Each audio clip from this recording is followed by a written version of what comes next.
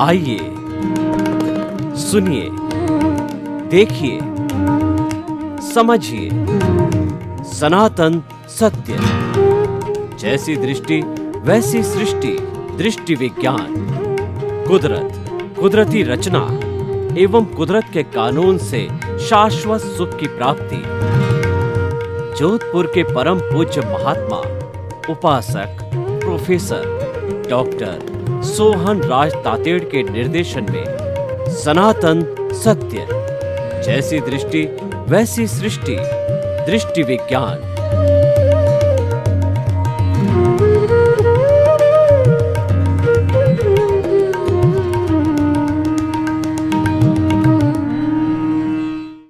भाई और बहनों, मातृशक्ति को नमन। स्टूडियो में आपका हार्दिक स्वागत है। हम आपको आत्मविज्ञान कार्यक्रम के तहत सही दृष्टि, सही सोच का सूत्र देना चाहते हैं।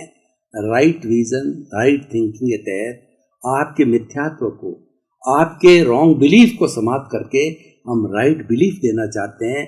आपके हम अच्छे जीवन की नींव लगाना चाहते हैं। राइट बिलीफ है, अच्छे जीवन की फाउंडेशन है। ये हमारे मोक्ष की फाउंडेशन है। यानी अगर एक फाउंडेशन अच्छी बनी हुई तो उस पर कई मंजिलें आप बना सकते हो। आपकी फाउंडेशन, जिसको हम सम्यक दर्शन कहते हैं, राइट बिलीफ कहते हैं, हम आत्मविज्ञान कार्यक्रम के तहत इतना स्ट्रांग बना देंगे कि आपकी बुद्धि कभी इधर उधर भ्रमित नहीं होगी। उसको स्ट्रांग बनाने के लिए हम प्रतिदिन ऐसे ऐसे सुंदर एपिसोड्स आपके सामने प्रस्तुत करते हैं, जिसके केंद्र में आत्मा है, जिसकी परिधि में जड़ है।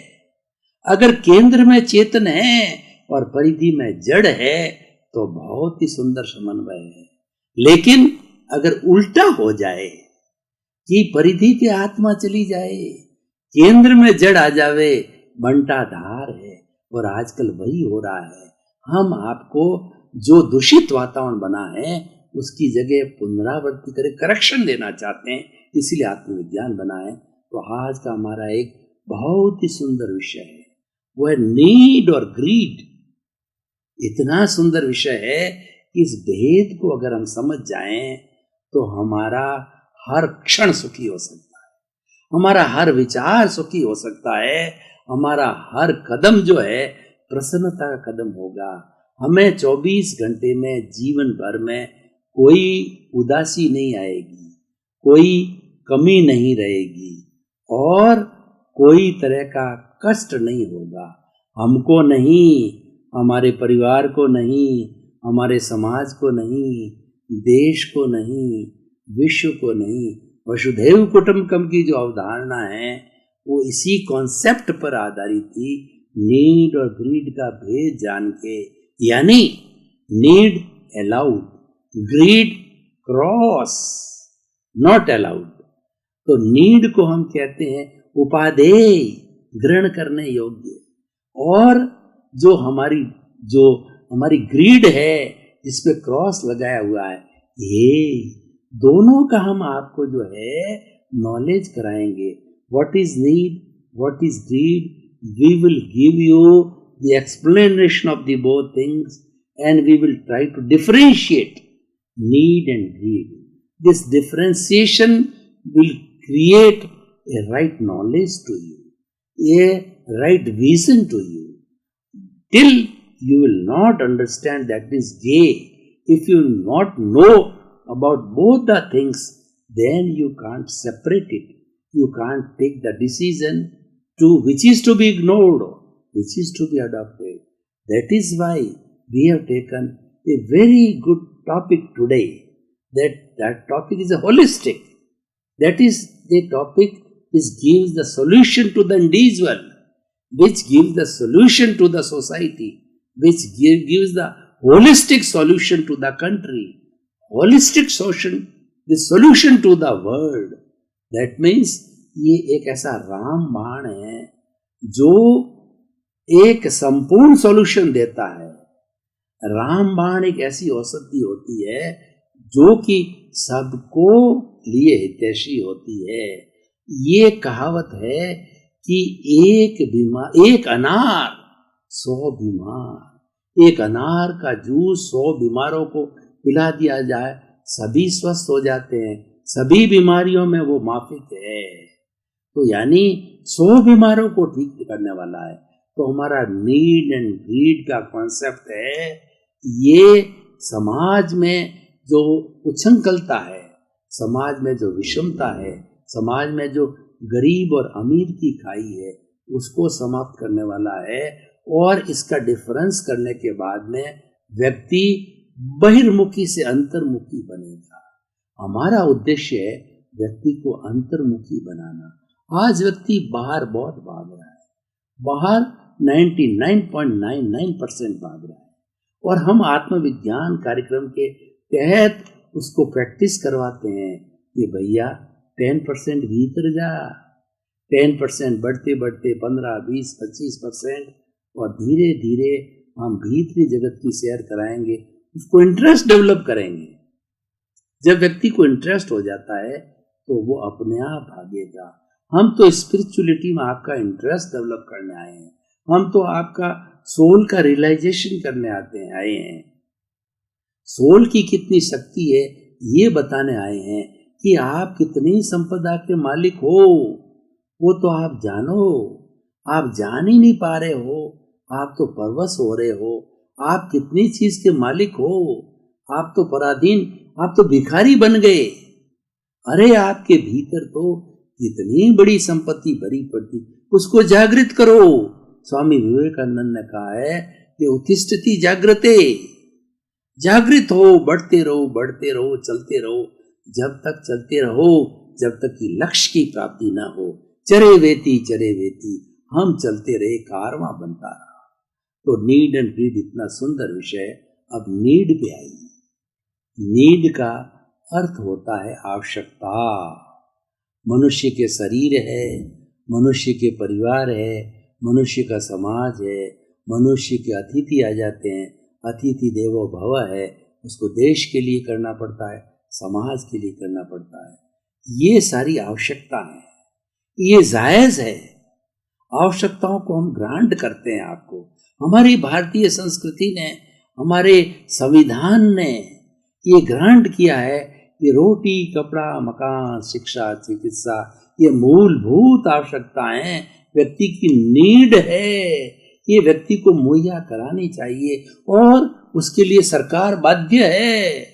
इसीलिए सरकार बनती है और सरकार इन चीजों की व्यवस्था करवाती है। ये नीड की व्यवस्था है, सरकार ने इसको मंजूरी दी है, प्रकृति ने इसको मंजूरी दी है, धर्म ने इसको मंजूरी दी है, क्योंकि आवश्यकता की पूर्ति है।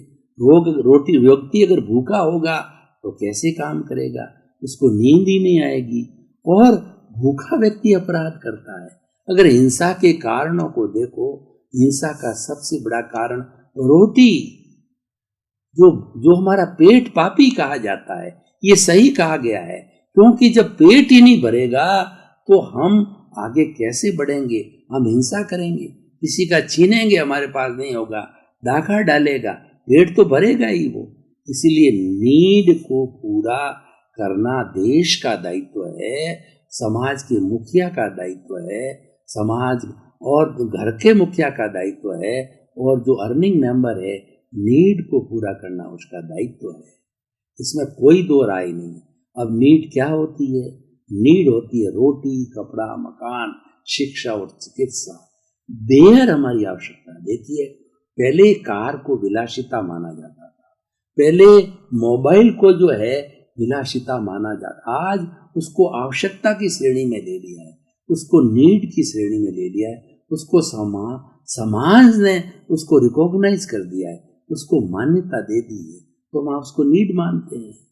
तो जो आवश्यकता हो वो करिए, लेकिन ग्रीड क्या है वो समझने की मुख्य बात है।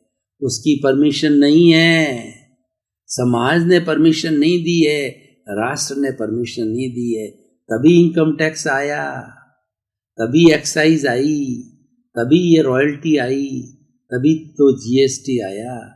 ये सभी क्यों आया? कि नीड की पूरी करने के बाद में वो बचता है वो इनकम टैक्स भरो। तुम्हारी इतनी इतनी इनकम की उन्होंने कैलकुलेशन की है कि 2.5 लाख रुपए एक परिवार को, एक व्यक्ति को चाहिए सालाना अपना भरण पोषण करने के लिए। अतिरिक्त तो उस पर टैक्स लगाया है ताकि वो पैसा समाज के अन्य लोगों के पास आए। ये व्यवस्था की गई है, ये इस ग्रीड पर अंकुश लगाने के लिए की गई है। ग्रीड पर अंकुश लगाने के लिए बड़े बड़े उपदेश हुए, सारे धार्मिक ग्रंथ हैं वो ग्रीड पर अंकुश लगाने की बात करते हैं। किसी भी धार्मिक ग्रंथ, किसी भी धर्म के पवित्र, चाहे बाइबिल हो, चाहे कुरान हो, चाहे आगम हो, चाहे त्रिपिटक हो, चाहे गुरु ग्रंथ साहब हो, एक एक को पढ़िए। उसमें संतुलन की बात कही गई है, सर्वोदय की बात की गई है, प्राणी मात्र के हित की बात कही गई है। वो प्राणी मात्र का हित कब होगा? जो ग्रीड छोड़ने से होगा। और ग्रीड से क्या होगा? एक व्यक्ति को पेट भरेगा, अजीर्ण हो जाएगा, बीमार हो जाएगा और उसकी आसक्ति बढ़ेगी और उसका धन संचय की भावना बढ़ेगी। और उससे क्या होगा? उससे हजारों हजारों लोग जो है वो नीड से वंचित हो जाएंगे।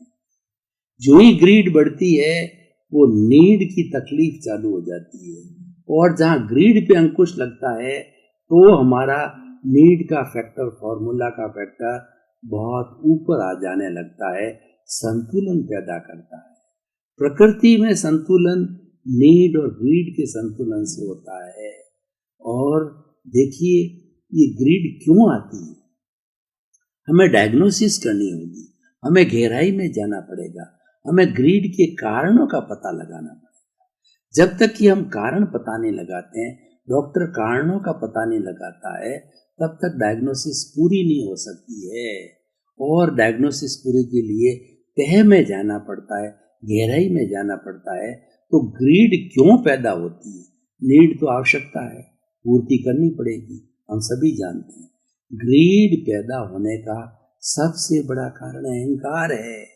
व्यक्ति समाज के सामने ये दिखाना चाहता है कि मैं बड़ा हूँ, मेरे इतनी गाड़ियाँ हैं, इतने घोड़े हैं और इतनी कारें हैं, इतने मोबाइल है, इतनी धन संपत्ति, इतनी ज्वेलरी है, सब लोग मेरा लोहा माने, सब लोग मेरे पीछे पीछे घूमे, मुझे बड़ा माने। ये जो अहंकार की भावना है यही ग्रीड को बढ़ाती है। पर इसको समाज मान्य नहीं करता है। समाज तो ये कहता है कि तुम्हारा भला या तुम्हारे को हम बड़ा जब मानेंगे कि तुम्हारे पास अतिरिक्त संपत्ति है, तुम लोक कल्याण में लगाओ। तभी हमारे यहाँ पर ये डोनेशन का कंसेप्ट आया, चैरिटी का कंसेप्ट हमारे यहाँ आया। हिंदुस्तान में चैरिटी का कंसेप्ट बहुत पुराना कंसेप्ट है और ये कंसेप्ट ग्रीड पे अंकुश लगाने के लिए है। जो ग्रीडी लोग हैं वह अपनी जो अनाशक्ति लाए, अपनी आसक्ति जाए। भगवान, सभी भगवानों ने, भगवान राम ने, भगवान कृष्ण ने, भगवान बुद्ध ने, भगवान महावीर ने जो है वह ग्रीड के ऊपर अंकुश लगाया, इच्छा परिमाण की बात कही और उन्होंने कहा कि तुम्हारे दुखों का कारण, कर्म बंधन का कारण आसक्ति है, वस्तु परिग्रह नहीं है। वस्तु के प्रति जो आसक्ति है, वस्तु के प्रति जो मोह है, वस्तु के जो संग्रह की बात है, जड़ के संग्रह की बात है, वही जो है वो ग्रीड है, उसको छोड़ा जाना चाहिए। और महात्मा गांधी ने नीड और ग्रीड पे बहुत सुंदर लिखा है।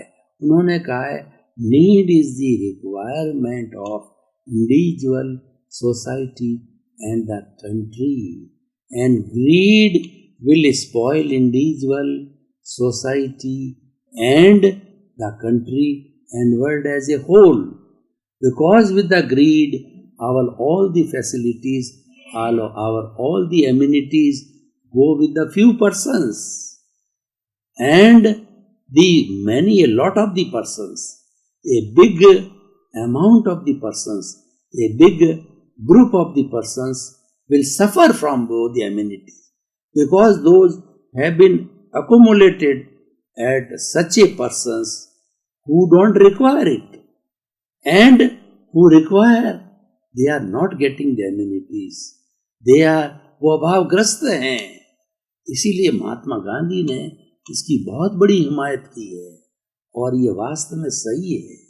ये जो हम जो राइट बिलीफ की बात कहते हैं, वो राइट बिलीफ यही है कि आप अनाशक्ति लाइए। अनाशक्ति लाने से आपके कर्मों का बंधन नहीं होगा, आप अकर्ता भाव हो जाएंगे, आप ज्ञाता दृष्टा भाव आएंगे। ज्ञाता दृष्टा भाव कब आता है? जब हम ग्रीड को छोड़ते हैं, हमारी आवश्यकताएं पूर्ति हो गई, घर में हमें कोई खींचने वाला नहीं रहेगा, बाल बच्चे कोई शिकायत नहीं करेंगे कि मेरी फीस नहीं भरी जा रही है, मेरे मकान में बिजली की व्यवस्था नहीं है, रोटी की व्यवस्था नहीं हो रही, कोई शिकायत नहीं करेगा। नीड है, सपूर्ति हो रही आराम से। परंतु ग्रीड होते ही वह व्यक्ति अपराधी बन जाएगा। ग्रीड के फॉर्मूले पर चला गया तो ग्रीड का ग्राफ डेंजर का फॉर्मूला है। ग्रीड के जो है पाले में जाते ही व्यक्ति अपराधी बनेगा, व्यक्ति चोर बनेगा, व्यक्ति इनकम टैक्स की चोरी करेगा, व्यक्ति जो है वो दवाइयों में मिलावट करेगा, खाद्य सामग्री में मिलावट करेगा, अनैतिकता काम करेगा, तभी ग्रीड पूरी होगी। और वो उसकी रॉन्ग बिलीफ है, वही हम सही करना चाहते हैं कि greed is your wrong belief, need is your right belief, you are allowed to fulfil. वो हमारा व्यवहार जगत है, वो व्यवहार जगत में पूरी होनी चाहिए।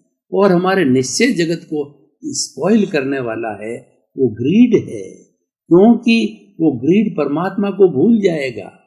वो तो 24 घंटे भज कलदारम 99 के चक्कर में चल जाएगा, क्योंकि वो धापता ही नहीं है, उसको संतोष ही नहीं आ रहा है। संतोषम परम सुखम कहीं नजदीक नहीं है उसके।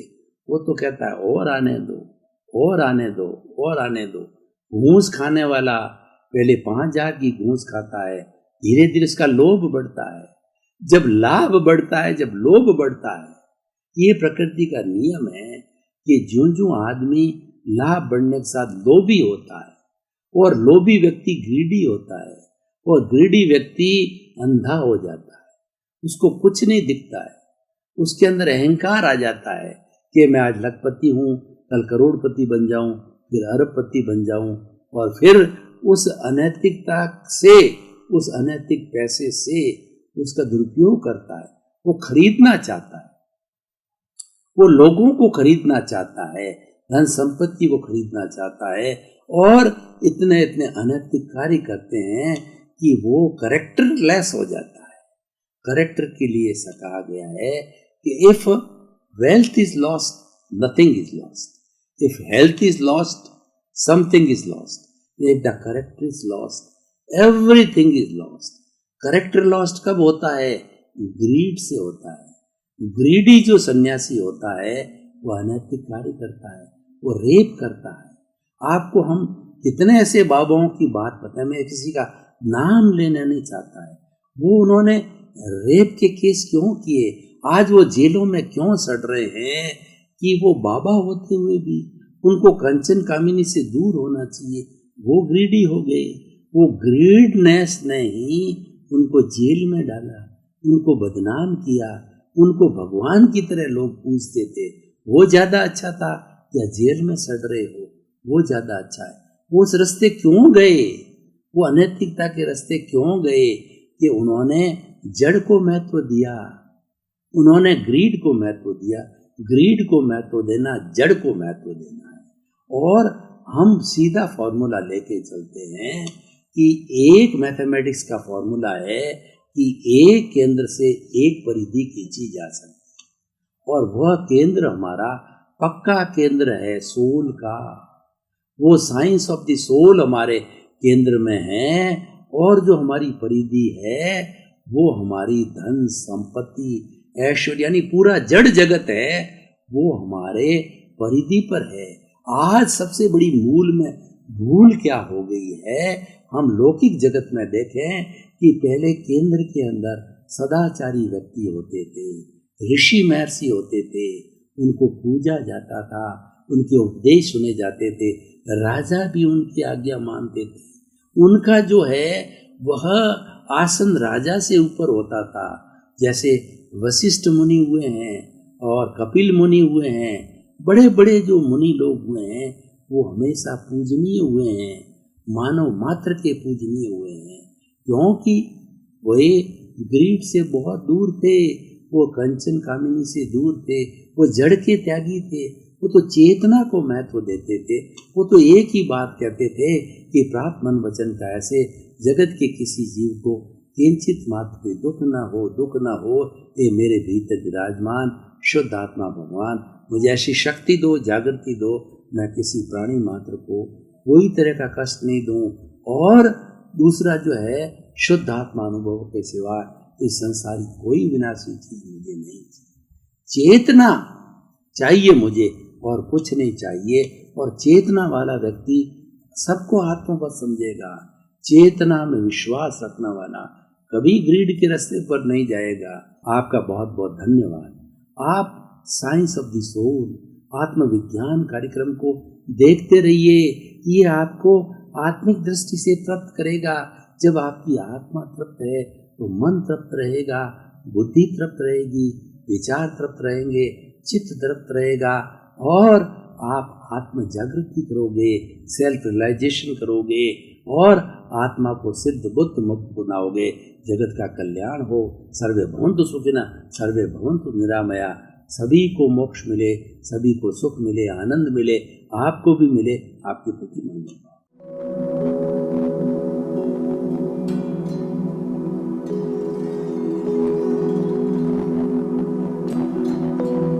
एक ऐसा अंतर्राष्ट्रीय ख्याति प्राप्त मानव जो गुरु प्रेरणा से पिछले 20 वर्षों से वानप्रस्थ जीवन जीते हुए 24 घंटे मानवता की सेवा में संलग्न है। एक ऐसा मानव जो अभी राष्ट्रीय, अंतर्राष्ट्रीय टीवी चैनलों पर 7,500 एपिसोड के माध्यम से सनातन सत्य, आत्मविज्ञान एवं पुनरुत्थान व्यवहार एवं निश्चय जगत के जीवनोपयोगी विषयों पर हृदय स्पर्शी प्रवचन कर चुका है। उस मानव का नाम है महात्मा उपासक प्रोफेसर डॉक्टर सोहन राज तातेड़।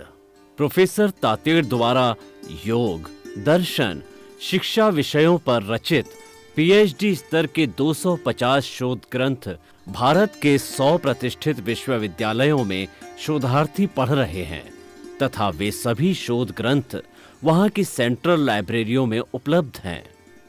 महात्मा सोहन राज ने अभी तक हजारों स्कूलों, कॉलेजों, विश्वविद्यालयों एवं संस्थाओं में सेमिनार, वर्कशॉप, कैंप लगाकर लाखों विद्यार्थियों को योग, दर्शन, शिक्षा का प्रशिक्षण देकर उन्हें सुसंस्कारित किया।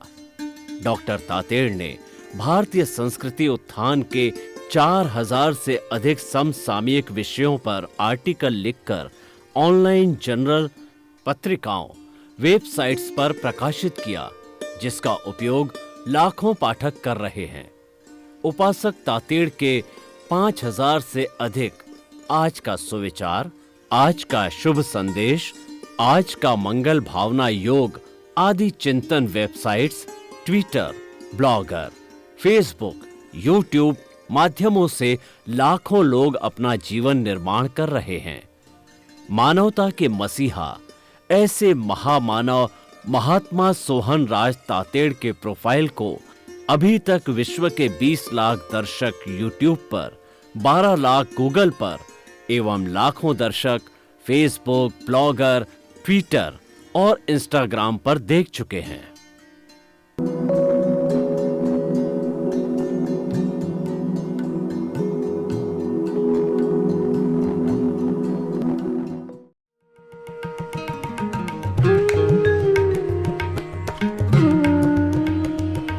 thank you